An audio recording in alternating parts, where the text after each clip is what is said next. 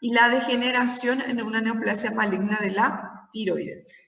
La infección se produce por la extensión vía hematógena o linfática de una infección bacteriana. Entonces, ¿qué estamos viendo? Tiroiditis aguda. Dijimos que es poco frecuente, que se da una infección supurativa de la glándula, que se ve en niños y adultos jóvenes, en este caso justamente se conecta la bucofaringe con la tiroides, y que en ancianos el factor de riesgo, en este caso, el bocio y la degeneración de una neoplasia en sí. Perdón, retrocedí. Los gérmenes implicados más frecuentemente en la tiroiditis aguda es el Staphylococcus aureus, el Streptococcus hemolítico y el neumococo. En pacientes con SIDA puede haber tiroiditis aguda por neumocitis girovesi. Ustedes van a ver, ya cuando desarrollemos VIH en infecto, tanto en el hospital, ¿verdad? Cuando nosotros hablamos de SIDA, ya, ¿verdad? Significa una etapa terminal prácticamente, un estadio final de la enfermedad. Significa, ¿verdad?, que ya es muy avanzado, que está en estadio C, donde denominamos netamente SIDA. Si el paciente llegó hasta allí, lastimosamente mucho, ¿verdad?, ya no hay que ofrecerle, ¿verdad?, ya no tenemos cómo nosotros darle, por decirlo así, un tratamiento adecuado, de repente algo para atajar o frenar. No, ya es una enfermedad muy avanzada, ¿sí? Y en este caso ya todo es profiláctico, ¿verdad?, cuando estamos hablando en etapa de SIDA, ¿verdad? Hay muchísimas enfermedades que nosotros vamos a ir tratando, como les dije, en forma profilaxis, por decirlo así, la neumonía en sí, por hongo, la toxoplasmosis cerebral, todo lo que es justamente por VIH, ¿verdad? Y ya en este estadio, ¿verdad?, C, que es del SIDA, CD4, ¿verdad?, y carga viral están muy bajos. El paciente casi ya no tiene defensa. Te van a ver glóbulos blancos del paciente, 500, 200, cuando tenía que ser 5.000 a más, y van a llegar a ver. Glóbulos blancos así bajísimos que yo llegué a ver fue de 300 en pacientes con VIH. Y justamente acá estamos viendo, ¿verdad?, que puede haber una tiroiditis aguda porque, en este caso, era por neumocitis girovesi, por ese ejemplo. ¿Qué es lo que presentan estos pacientes con tiroiditis aguda? Hay dolor tiroideo y un bocio pequeño doloroso. Cuando nosotros hablamos de bocio, obviamente hay asimetría, sí, es asimétrico. ¿Por qué? Porque es lo que estamos viendo, una tumoración, ¿verdad?, en el cuello. Hay fiebre, disfagia y eritema sobre la tiroides. El diagnóstico diferencial del dolor tiroideo debe incluir tiroiditis aguda, crónica, hemorragia intraquiste, neoplasias malignas, linfomas, tiroiditis inducida por amiloidosis o amiloidosis. La tiroiditis aguda puede complicarse con obstrucción traqueal, septicemia, absceso retrofaríngeo, mediastinitis y trombosis venosa yugular. Entonces, justamente, ¿verdad?, estas complicaciones pueden ocurrir en este caso, ¿verdad?, dentro de la tiroiditis aguda. Tiroiditis subaguda de Dequervine o granulomatosa. Sí, recién vimos la aguda, nomás ahora la subaguda, que también se denomina Dequervine, ¿verdad?, de Dequervine. No es que de repente esto es uno solo, ¿verdad?, con respecto al diagnóstico. O granulomatosa. Es una tiroiditis granulomatosa o tiroiditis vírica, estamos viendo que más frecuentemente es viral. Síntomas de tiroiditis suelen aparecer después de una infección de vías respiratorias alta, asociado al virus de la parotiditis, el virus Coxsackie, el virus de la gripe, adenovirus y los hechovirus. Detección del virus es casi imposible. Síntomas similares a la faringitis. En la exploración destaca una gran sensibilidad a la palpación de tiroides, que se encuentra aumentado de tamaño nodular. En algunas ocasiones no aparece dolor.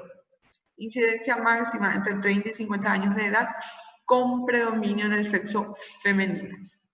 Entonces, mencionando la subaguda de Dequervine granulomatosa, dijimos que es predominio viral, que suele aparecer después de una infección de vías respiratorias alta. Estamos mencionando justamente acá virus, ¿sí?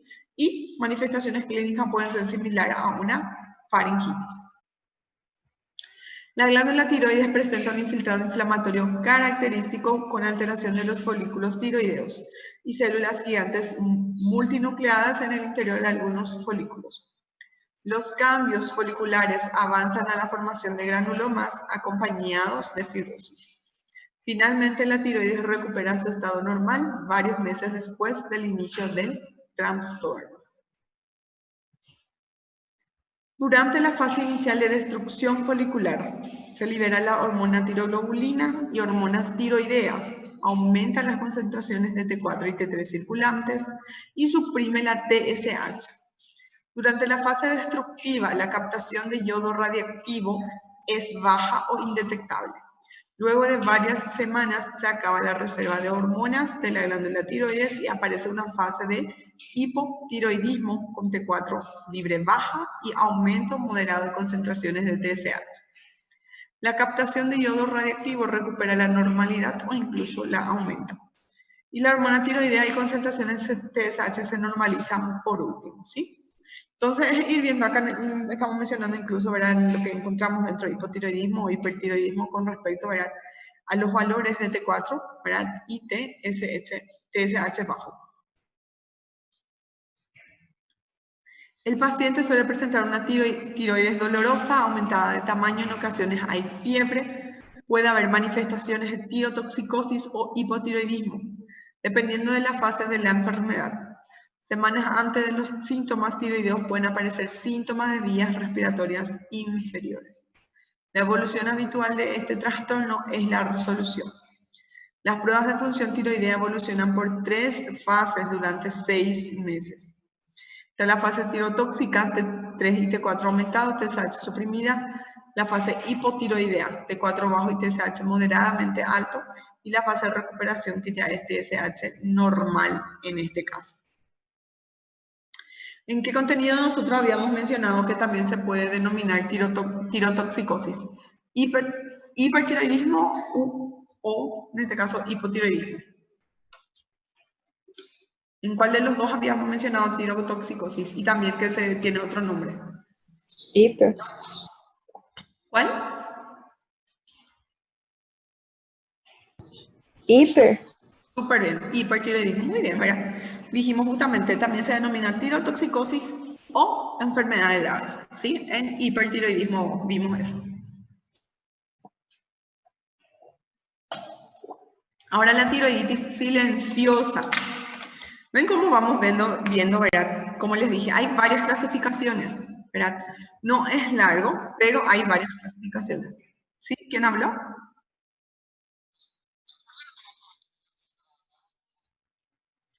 No te entiendo, John.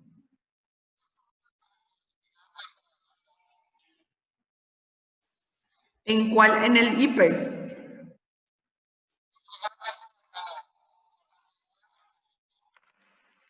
Espérame que un ratito, John, porque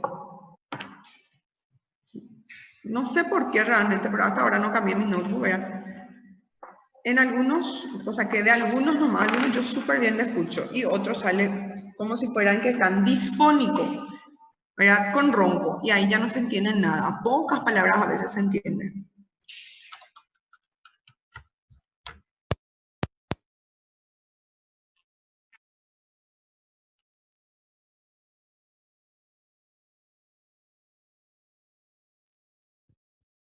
¿De qué vos me estás hablando? ¿De lo que acabamos de ver?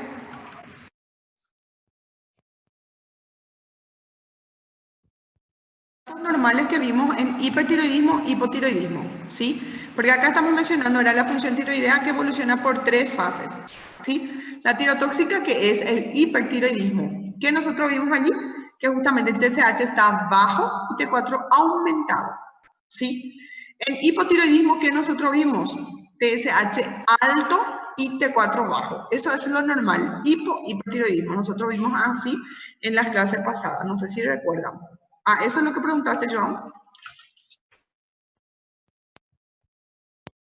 Es prácticamente recordando otra vez eso, ¿verdad? Porque estamos mencionando justamente acá. Bueno, y la tiroiditis silenciosa, así como ya dice, ¿verdad? El apellido, por decirlo, silenciosa, es indolora, asintomática, aparece en pacientes con enfermedad tiroidea autoinmunitaria, sin hipersensibilidad de la tiroides. Por ende, ¿verdad? No duele, justamente por eso estamos diciendo que no duele, no hay síntomas.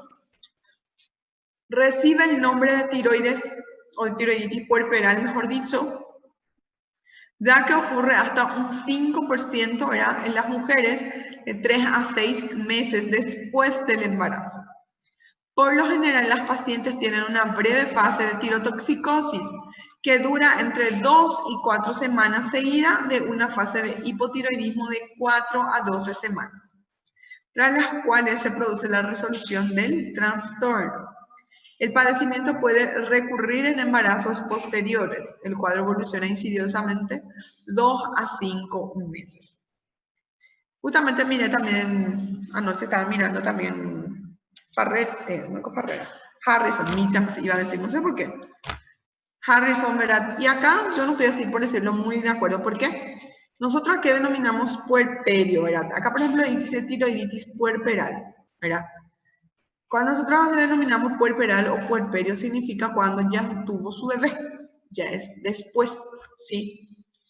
Porque si no decimos gestante, embarazo, ¿verdad? Pero puerperio, puerperal, ustedes van a aprender, van a escuchar muchísimo todo en gineco, ¿verdad? Ya cuando le tuvo a su bebé, ¿verdad? ¿Y qué es lo que estamos diciendo acá? Acá, por ejemplo, dice, ¿verdad?, la silenciosa, que también se denomina tiroiditis puerperal, que en el 5% de las mujeres de 3 a 6 meses después del embarazo, ¿verdad?, por lo general las pacientes tienen una breve fase de tirotoxicosis que dura entre 2 y 4 semanas. Que yo entendía acá, ¿verdad? Porque acá pues tenía que haber dicho de nacimiento para decir, ya tuvo su bebé, pero acá dice embarazo, entonces, ¿verdad?, yo relacioné justamente, ¿verdad?, puerperal dentro, ¿verdad?, la tiroiditis silenciosa, que están hablando desde la gestación, ¿sí? Para mí así, tipo más o menos una contradicción es, ¿verdad?, y justamente mire, para no venir a decir mal o algo, o que yo entienda mal, ¿verdad?, pero no, está igual. Entonces, tiroiditis puerperal, lo mismo que silenciosa. Si de repente, por ejemplo, yo les pregunto a usted en el examen cómo es o cómo se manifiesta la tiroiditis puerperal, estamos diciendo que es asintomática, indolora, no duele, ¿sí? No hay sensibilidad, en este caso, en la tiroides. La tiroiditis crónica. La causa más manifiesta es la tiroiditis de Hashimoto, trastorno autoinmunitario que se manifiesta como bocio de consistencia firme o dura de tamaño variable. La tiroiditis de Riedel en mujeres de edad madura se manifiesta como un bocio indoloro, insidioso, con síntomas locales por compresión de esófago, tráquea, venas del cuello o nervios laringeos recurrentes. La estructura normal de la glándula está alterada por fibrosis densa, que se puede extender hacia el exterior de la cápsula tiroidea. Es rara la disfunción tiroidea.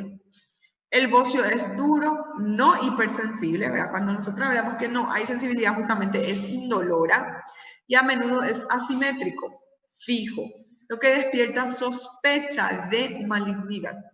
¿Sí? Cuando nosotros vemos, ¿verdad?, una tumoración, eso ya hace que haya asimetría, independiente en la región. Y más todavía cuando el bocio, ¿verdad?, a simple vista uno ya de lejos observa. Entonces es justamente asimétrico. ¿Sí?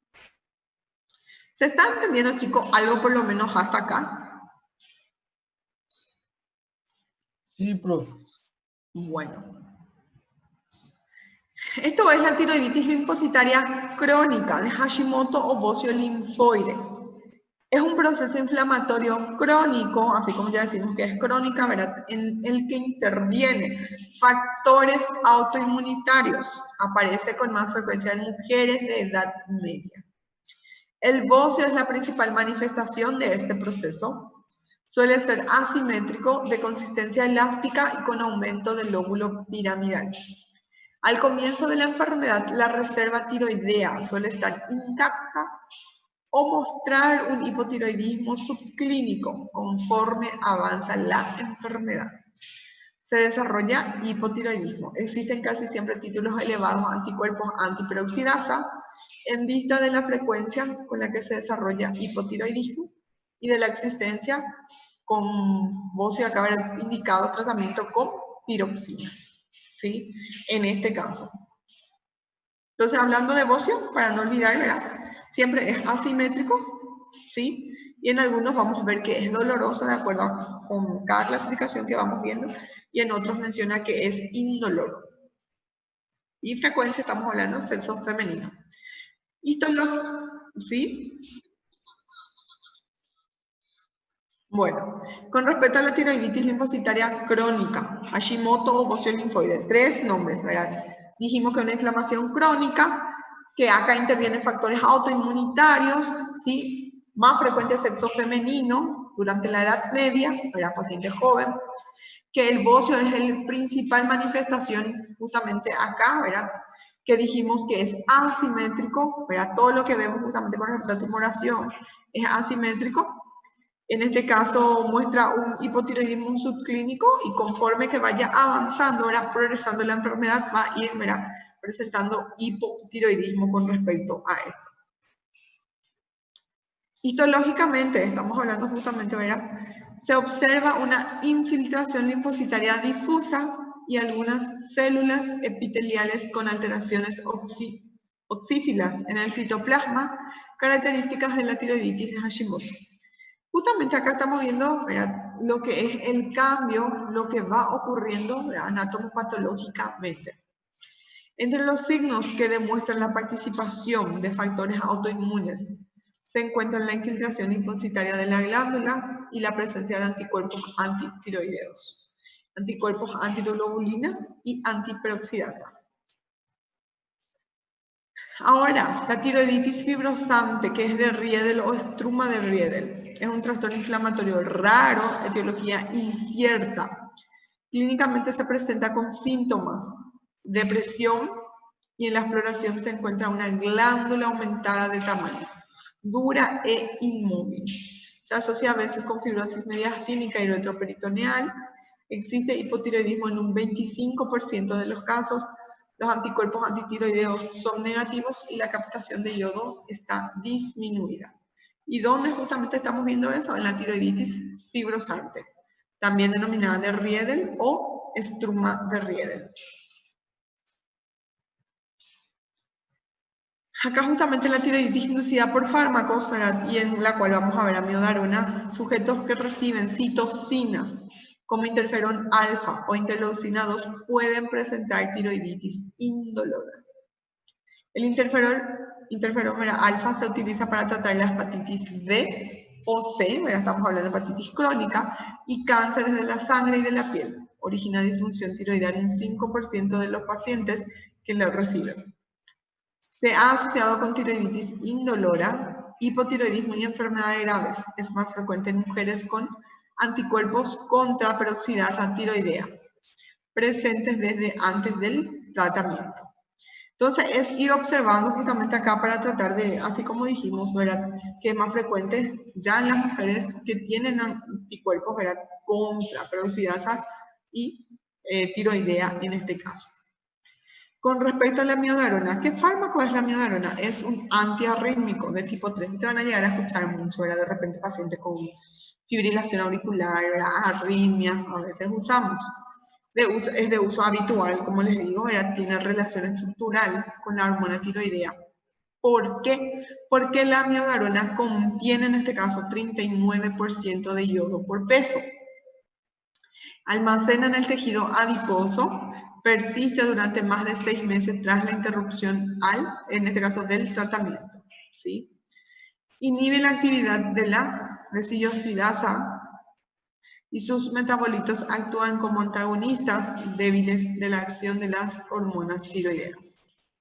En este caso tenemos siguientes efectos sobre la función tiroidea, ¿verdad? Cambios agudos transitorios de la función tiroidea, hipotiroidismo en pacientes predispuestos a los efectos inhibidores de una carga de yodo, tirotoxicosis que puede estar causado por un efecto por la carga de yodo, ¿verdad? Son efectos en este cual, ¿verdad?, con respecto a la amiodarona sobre la función tiroidea. ¿Qué es lo que hace, verdad? O dónde o por qué altera. Acá vemos un cuadro comparativo para tratar de simplificar o entender, por decirlo así, ¿verdad? Dentro de la aguda, la etiología en este caso es bacteriana, habíamos dicho eso, la clínica dolor, calor, rubor, tumefacción en cara anterior del cuello, síntomas sistémicos de infección. El diagnóstico, fiebre, leucocitosis con desviación a la izquierda. Cuando nosotros hablamos con desviación a la izquierda, vemos que se observó neutrófilos, o sea que células jóvenes, Y en este caso justamente que está indicando que es una infección bacteriana. Tratamiento antibióticos, drenaje quirúrgico. ¿Por qué les parece que dentro del tratamiento de la aguda, tiroiditis aguda, hay drenaje quirúrgico? Que nosotros dijimos al inicio de la clase. Tem um infiltrado característico, prof. ¿Cómo, Mateus? ¿Cuál es la característica? Aí eu não consegui anotar porque passou muito rápido. Perdón. ¿Verdad? En este caso, al inicio, ¿verdad? Dijimos justamente, o sea que les comenté, ¿verdad? La tiroiditis aguda, la mayoría una infección bacteriana, ¿verdad? Es un proceso inflamatorio por infección bacteriana, pero ¿qué yo dije allí justamente? ¿Verdad? En que se debe o aparece una secreción purulenta en la glándula tiroides.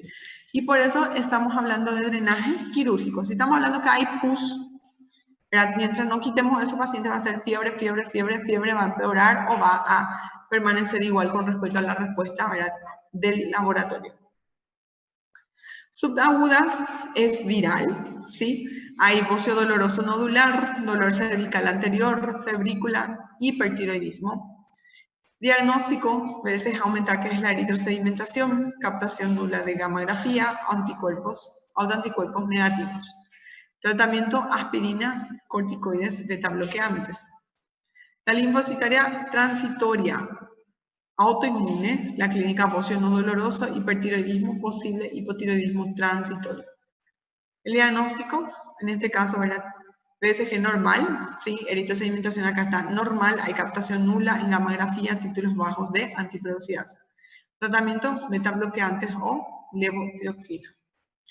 La linfocitaria crónica también es autoinmune, clínica bocio indoloro, hipotiroidismo, a veces hipertiroidismo inicial autolimitado por hashitoxicosis. En este caso era el diagnóstico altos títulos de antiperoxidasa y tratamiento tiroxina. Fibrosante tiene una etiología desconocida, dentro de la clínica bocio muy duro, síntoma de compresión cervical, hipotiroidismo en el 25% de los casos. El diagnóstico, captación nula en gammagrafía, anticuerpos negativos. Y tratamiento de fibrosante es cirugía o, si en este caso se produce la compresión. Eso es las diversidades de tiroiditis que estuvimos viendo. ¿Alguna pregunta hasta allí, chicos? ¿Se entendió? No, sí. Bueno, varias clasificaciones. Ahora vimos la tiroiditis aguda, subaguda, crónica, Hashimoto, Riedel, la silenciosa, que también se denomina puerperal, ¿sí? Ahora bocio. Y es bien así, ¿verdad? Como observamos, yo creo que la clase pasada les comenté a ustedes, ¿verdad? Hace ratísimo que yo no veo más actualmente lo que es bocio, ¿verdad? Ya durante mi infancia llegué a ver justamente, ¿verdad? Esta tumoración en el cuello. Y es bien así la que se observa. Algunos incluso más grandes. Bocio difuso no tóxico. Vamos a ir viendo también clasificaciones acá, ¿verdad? En este caso es simple. Aumento de tamaño difuso de la tiroides e ausencia de nódulos e hipertiroidismo. Llamado también bocio simple debido a la ausencia de nódulos bocio coloide, por la presencia de folículos uniformes llenos de coloide en este caso. Se debe a déficit de yodo y recibe el nombre de bocio endémico cuando afecta a más del 5% de la población. Más frecuente en mujeres, los niveles de TSH suelen ser normales o están ligeramente aumentados en este caso. Entonces el bocio difuso no tóxico simple, también estamos hablando predomina en el sexo femenino, que suele aparecer, o sea que en este caso hay ausencia de nódulos hipertiroidismo, ¿verdad? Que se debe al déficit de yodo en este caso. ¿Y qué nombre recibe? Bocio endémico. Causa justamente del bocio, déficit de yodo, bociógenos, antitiroideos, litio, compuestos yodados, enfermedades inflamatorias e infiltrativas, tiroiditis, linfocitaria crónica fibrosante, histiocytosis y, en este caso, cistinosis. Las alteraciones congénitas, hemiagenesia tiroidea, quistes tiroglosos, dishormogénesis, hay una mutación en el gen del NIS, peroxidasa, pendrina, tiroglobulina de ¿sí? Y también qué podría ser la causa del bocio, algún tipo de tumor. Dentro de la clínica del bocio, resulta de los síntomas compresivos del bocio, tales como disfagia, molestias locales, incluso presenta signo de Pemberton. ¿Y qué significa signo de Pemberton?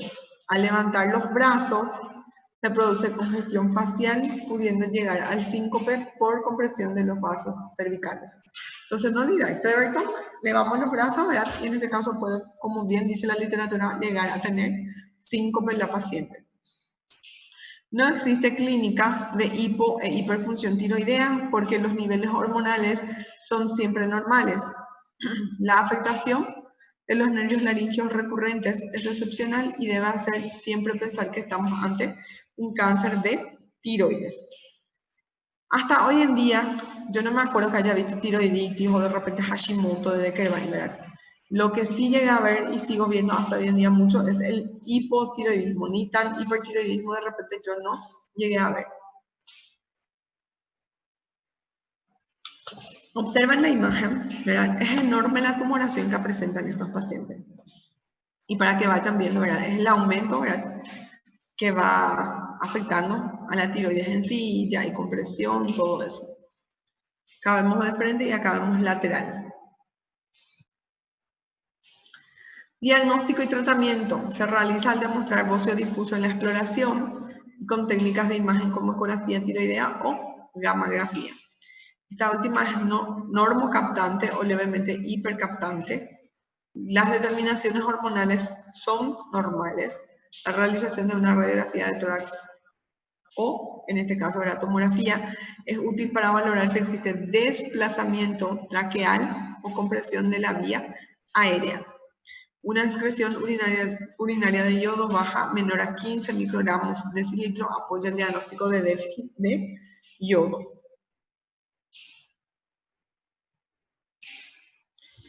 Con respecto al bocio, ahora dijimos simple cuando la clínica no es, en este caso era compresiva, sí o sí es quirúrgico, ¿sí? Cuando ya hay compresión, verá que está produciendo todo lo que es ese tumor.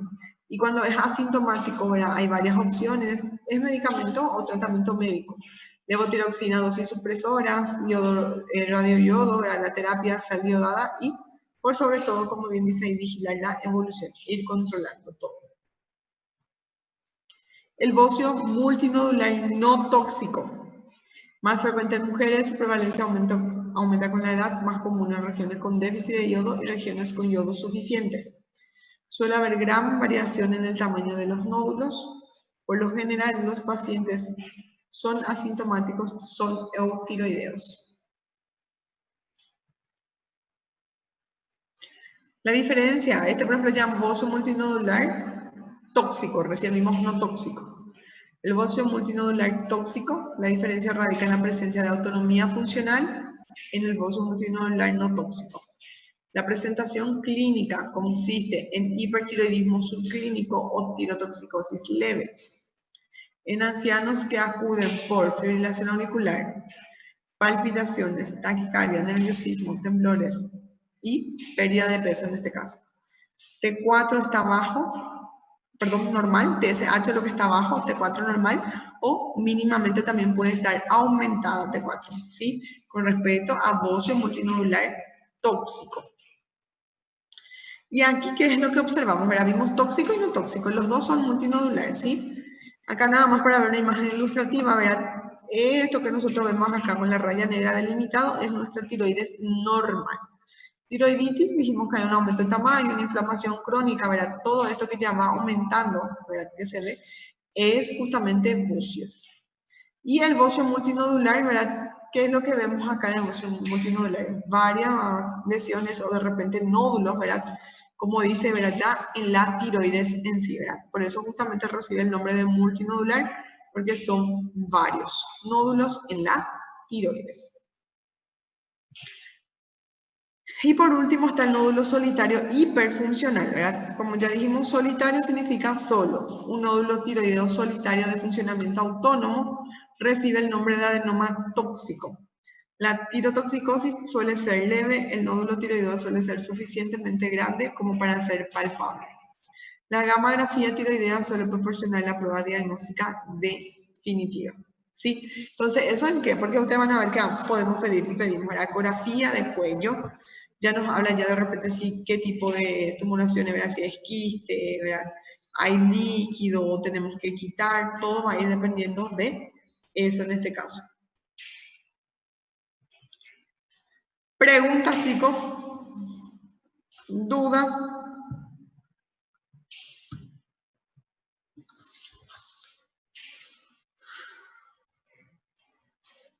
¿Quedamos hasta aquí?